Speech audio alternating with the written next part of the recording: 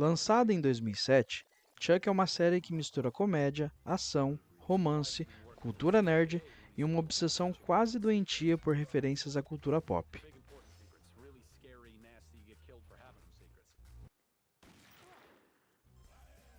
Mas não estamos falando só de piadinhas soltas ou easter eggs para agradar fãs. Chuck é uma série construída em cima da metalinguagem. É, em essência, uma meta-série, um pastiche esperto de filmes de espionagem, ficções científicas e dramas românticos. Um espião relutante que vive num mundo onde tudo parece ter vindo de outro filme, de outra série ou de até um jogo.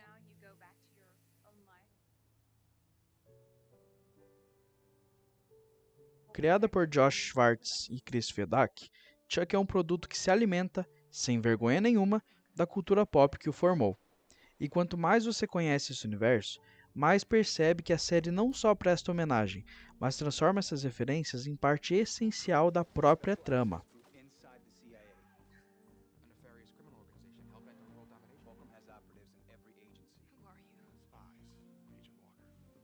Este vídeo ensaio é, portanto, uma tentativa de colocar em prática uma teoria, a de que Chuck é, de fato, uma meta-série.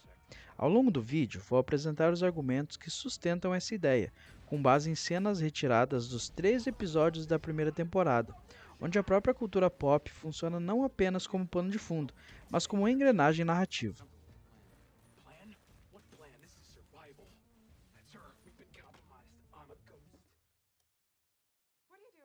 Então vamos agora começar a análise das cenas dos episódios.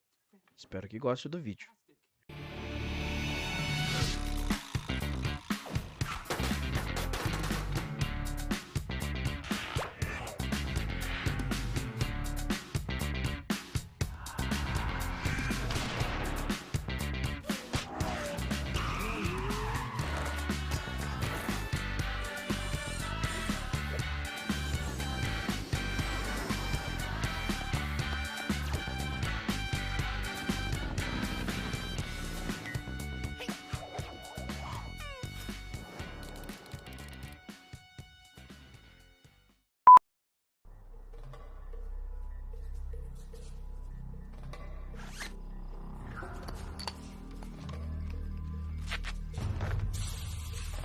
Morgan, this is a bad idea. Well, we can't stay here, Chuck. I'm uncomfortable with the plan. Plan? What plan? This is survival. Sir, we've been compromised. I'm a ghost. Morgan, you can't leave me like this. You can't do this. Logo na cena de abertura da série, podemos ver que Chuck tem um pôster do filme Tron, uma produção de ficção científica da Disney sobre um engenheiro de software que é sequestrado para dentro de um mundo virtual. Enquanto Tron fala de um homem preso dentro de um supercomputador, Chuck é justamente sobre um supercomputador preso dentro de um homem.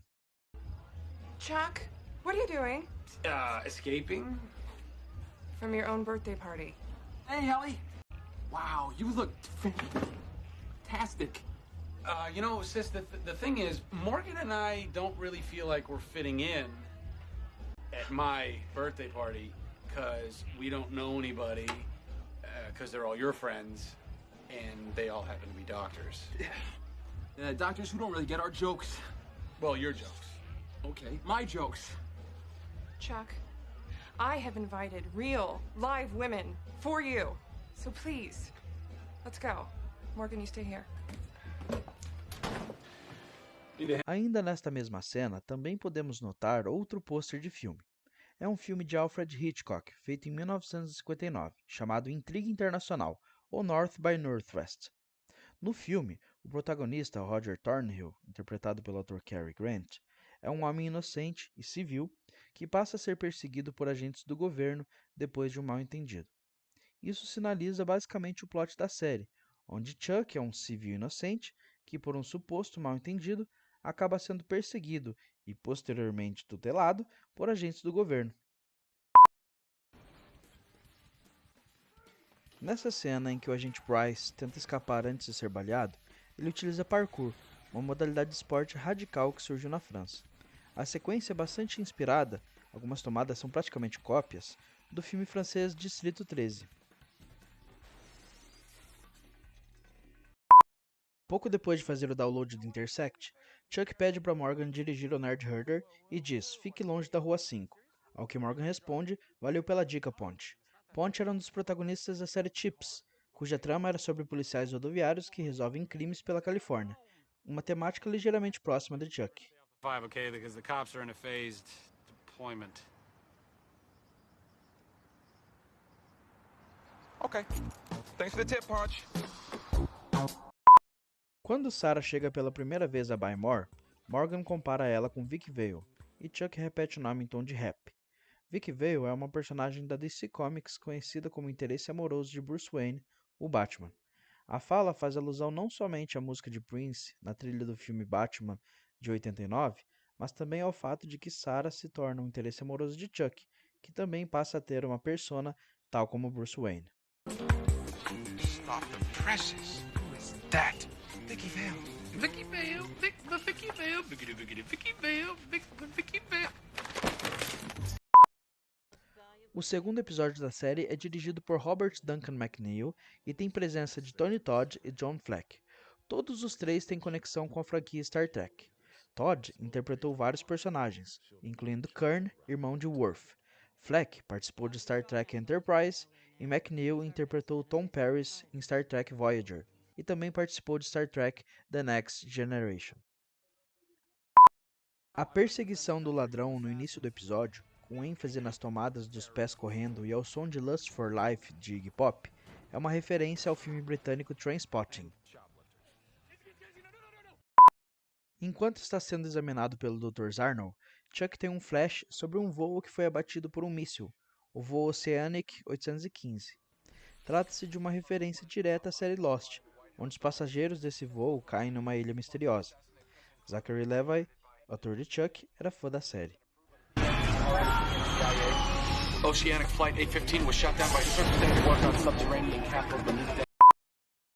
No terceiro episódio, Chuck vs. The Tango, as frequentes menções ao tango, o próprio nome do episódio e as cenas em que Chuck dança são referências ao filme True Lies, estrelado por Arnold Schwarzenegger, onde o protagonista, também espião, se distrai em missões ao dançar tango. Your hand is supposed to be on my hip. Right. Apparently, I learned the girls' part of this dance. Would you mind leading? Not at all. No quarto episódio Chuck vs. The Wookiee, além do nome do episódio fazer referência a Star Wars, quando Karine esconde o diamante na mochila de Morgan, podemos ver nela o nome Tyrell Corporation, que é uma empresa responsável pela criação dos replicantes no filme Blade Runner de 1982. O ator James Hong, que interpreta Ben Lo-Pan no quinto episódio, fez o vilão David Lo-Pan em Big Trouble in Little China, Os Aventureiros do Bairro Proibido. Seu nome no episódio é uma referência direta. Who's that? Old Ironside's Ben Lo-Pan is the local big shot businessman. Owns like half of Chinatown. Aqui Morgan diz para Chuck: ajude-me, Chuck Bartowski, você é a minha única esperança. Uma paródia da icônica frase da Princesa Leia em Star Wars Episódio 4. Help me, Chuck Bartowski. You're my only hope. Okay. Ainda no quinto episódio, a cinematografia da cena de tiroteio na boate Bamboo Dragon, com zooms e congelamentos breves, homenageia os filmes de ação de John Woo, como Hard Boiled e The Killer. Em outro momento, Chuck menciona os filmes Caçada ao Outubro Vermelho e Noites Brancas como exemplos de agentes estrangeiros desertando, como acontece no episódio. Some secret stuff or... You mean defect? Defect, yes. People do that kind of thing all the time, right? The Hunt for Red October, White Nights. White Nights, Gregory Hines, Baryshnikov, Dancing the Way to Freedom. No fim do episódio, é claro que não poderia faltar uma referência a Chinatown, de 1974, em que James Hong também atuou. Forget it, Ben. It's Chinatown. You ever see that movie? No sexto episódio, Chuck vs. The Sandworm, quando Chuck corta o fio da autodestruição do Herder, o cronômetro para em 7 segundos, assim como em 007 contra Goldfinger, onde Bond desarma uma bomba. O detalhe é que no Herder aparece 0007, uma referência óbvia ao espião mais famoso da cultura pop.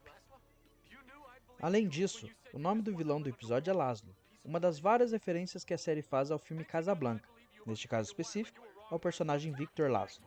At the red wire shot!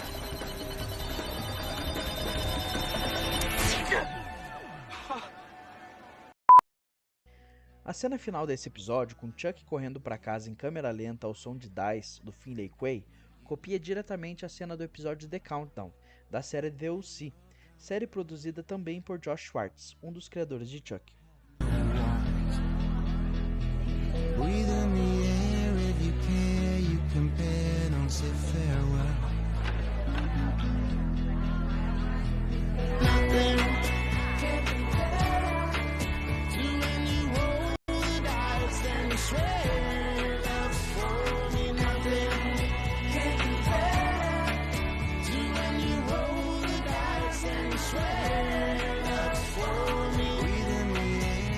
I didn't think you were coming. I'm sorry. I got held up. Listen, Morgan, I think you should be the head this year.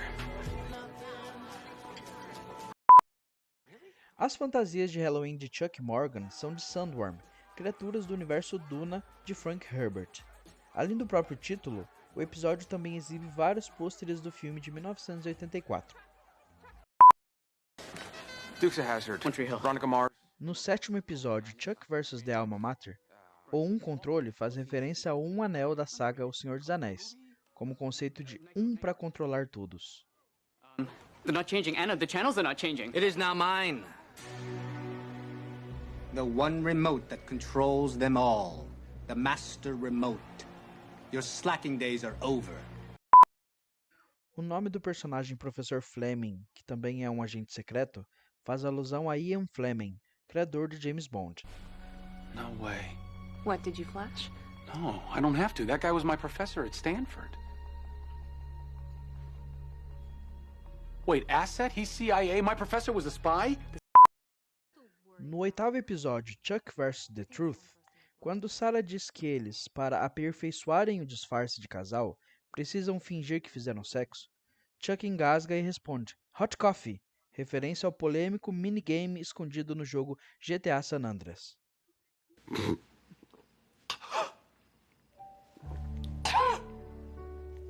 Hot coffee. Quando Sarah derruba o vilão Payne com um único tiro, isso referencia a cena famosa de Indiana Jones e os Caçadores da Arca Perdida. O grito que Payne solta após o tiro é o famoso Wilhelm Scream, usado em vários filmes clássicos da cultura pop, como Indiana Jones e Star Wars.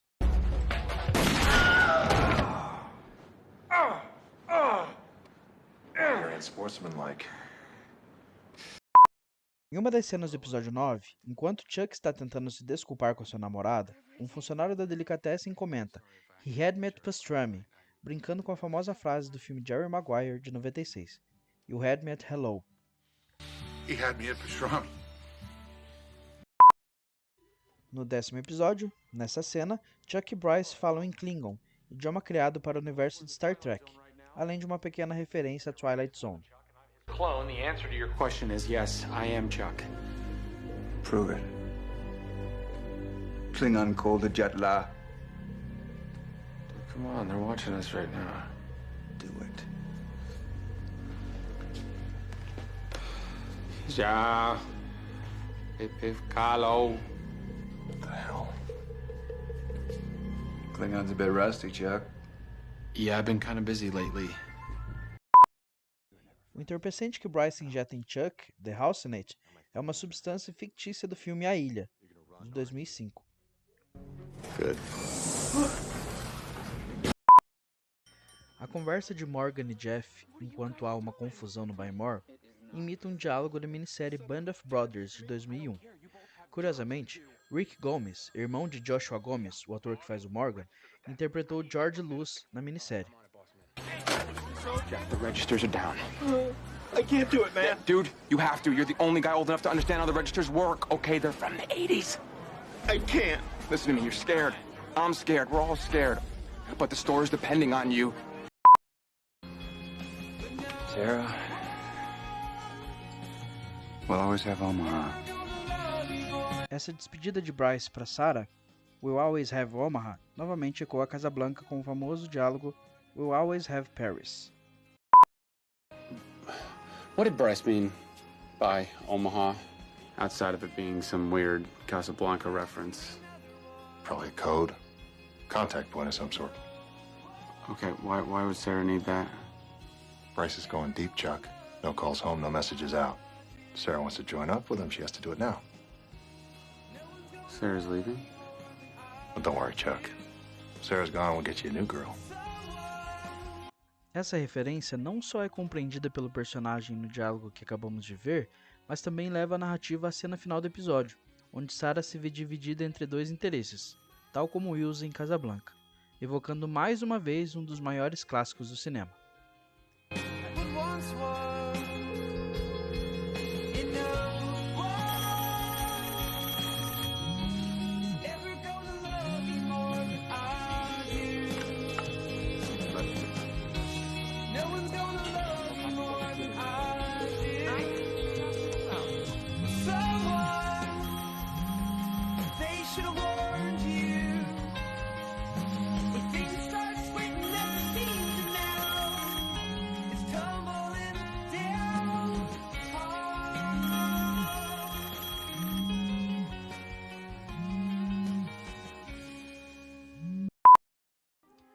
Em uma das cenas do episódio 11, Morgan aparece vestido de capitão no balcão da Nerd Herd. O diálogo com Chuck é uma referência a Trocando as Bolas de 1983. Well. Looking good, Morgan. Well, feeling good, Charles. Ainda nesse episódio, temos essa pequena referência a Titanic de 97. Bury the evidence. King of the world! Come on, buddy. Just give me something, anything. Where's she from? Or where did you two meet? Why is this so important to you, Chuck? The hell do you care so much about me and Elsa? O episódio 12, Chuck vs. The Undercover Lover, é recheado de referências a Casablanca, começando pelo nome da ex-namorada de Casey, que se chama Ilsa, mesmo nome da personagem de Ingrid Bergman. Then maybe there's hope for me, too. Maybe this whole spy business isn't as screwed up as I think it is. That's okay, you know what? If you want to go through life all emotionally constipated and alone, then suit yourself. I'll let you get back to protecting the greater good, you freaking robot. I met her in a flower market. In Rome. Elsa was the most beautiful thing I'd ever seen. Surpreso ao ver Casey expressar sentimentos pela primeira vez, Chuck lança essa pequena referência a Frankenstein de 1931. It's alive! Essa cena de queda, da sacada para a piscina, acena para o filme Máquina Mortífera 2, de 1989.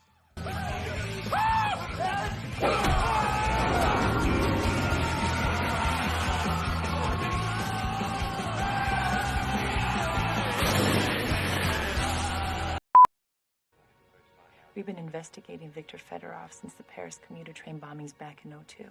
Nesse episódio, a personagem Ilsa está prestes a se casar com um personagem chamado Victor, que faz referência a Victor Laszlo. Ao fim do episódio, Ilsa embarca em um avião para nunca mais ver Casey, igual ao final de Ilsa e Rick, personagem de Humphrey Bogart. I make one call on you, Victor, and half the Grand Seville, packed on a plane, shipped off to the nearest detention center of my choice. You're not going to do that. Really? Why is that? That would be unprofessional. And that's not you. I wish things could be different. I'm sorry, Casey. A cena que está passando na TV no fundo do cenário é uma cena de Casablanca. A cena da série basicamente espelha a cena do filme. Goodbye.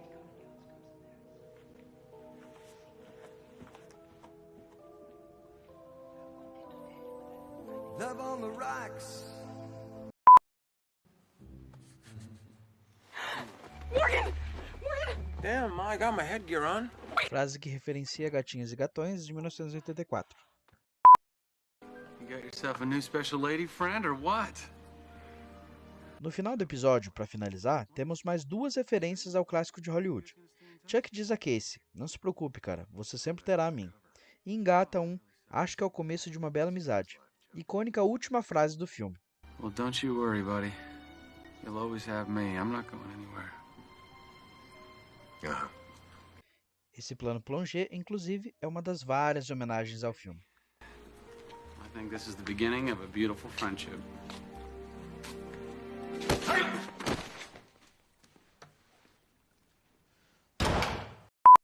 No último episódio da série, intitulado Chuck vs. The Marlin, temos poucas, mas ainda assim interessantes referências.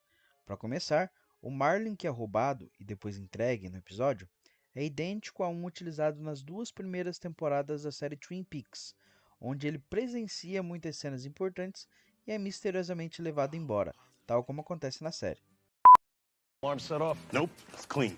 Must be an inside. Em outra cena, Big Mike lança uma frase dita no filme Um Príncipe em Nova York, de 1988.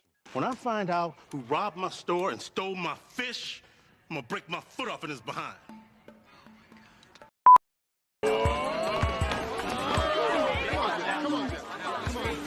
Nessa outra cena, uma pequena referenciazinha ao filme Falcão, O Campeão dos Campeões, de 1987, estrelado pelo Sylvester Stallone. Oh, he is taking him over the top! Oh, I thought! Bud Chuck found is a GLG-20, one of the most advanced counter-espionage listening devices in the CIA arsenal. Para finalizar, em determinado momento é mencionado o chip GLG-20. GLG-20 faz referência ao filme Spies Like Us ou Os Espiões que Entraram numa Fria, de 1985, estrelado por Dan Aykroyd e Chevy Chase. No filme, GLG-20 é o nível dos espiões, ou o status deles. Para finalizar, acho interessante trazer participações especiais que por si só já são referências e intertextualidades em Chuck. Dominic Monaghan fez um roqueiro em Lost e fez um roqueiro em Chuck, além de um hobbit. Scott Bakula, pai do Chuck, fez o protagonista de Contratempos, ou Quantum Leap, também da emissora NBC. Chevy Chase, o vilão Ted Rourke, fez um dos protagonistas do filme Os Espiões que Entraram numa Fria, Os Spies Like Us.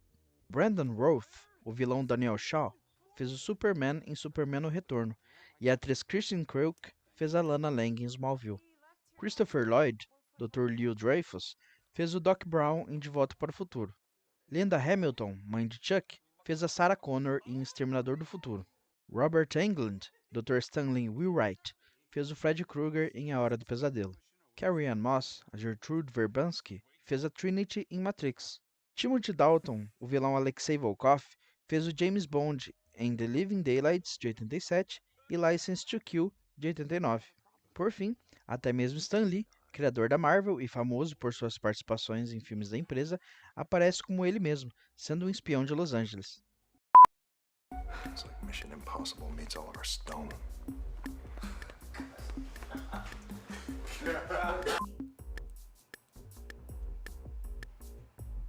Oh, I changed that. I'm sorry. I should have told you that.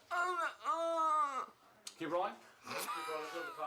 No fim das contas, Chuck não apenas consome cultura pop, ela processa, a remonta e devolve pra gente em forma de série. E talvez seja por isso que, mesmo depois de tantos anos, ainda faça tanto sentido, especialmente hoje, num cenário onde as narrativas se cruzam, se remixam e se espelham entre diferentes mídias, como uma grande colcha de retalhos cultural. Histórias que se alimentam de outras histórias, gerando universos inteiros construídos a partir de conexões, referências e intertextualidade. Um universo onde espiões se comportam como personagens de cinema, porque, no fundo, é disso que são feitos. Onde a linguagem da cultura nerd não é só estética, mas estrutura narrativa. Se tudo parece familiar, é porque foi feito para ser mesmo. E é justamente nesse jogo metalinguístico, onde a ficção se dobra sobre ela mesma, que Chuck revela sua força, como uma meta-série consciente, divertida e absurdamente apaixonada por tudo aquilo que a construiu. No fim das contas, Chuck não apenas consome cultura pop, ela processa, a remonta e devolve pra gente em forma de série. E talvez seja por isso que, mesmo depois de tantos anos, ainda faça tanto sentido, especialmente hoje, num cenário onde as narrativas se cruzam, se remixam e se espelham entre diferentes mídias, como uma grande colcha de retalhos cultural. Histórias que se alimentam de outras histórias, gerando universos inteiros construídos a partir de conexões, referências e intertextualidade.